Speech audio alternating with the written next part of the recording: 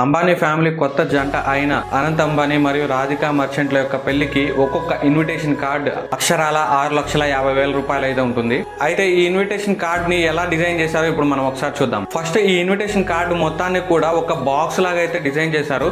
ఈ బాక్స్ ని ఓపెన్ చేసిన వెంటనే లోపల 3 కేజీల సిల్వర్ తో డిజైన్ చేసిన సిల్వర్ టెంపుల్ అయితే కనిపిస్తుంది. ఈ సిల్వర్ టెంపుల్ కి 4 దిక్కులా కూడా 24 క్యారెట్ల బంగారం తోటి గణపతి, దుర్గాదేవి అండ్ రాధాకృష్ణుల బొమ్మలను అయితే డిజైన్ చేశారు.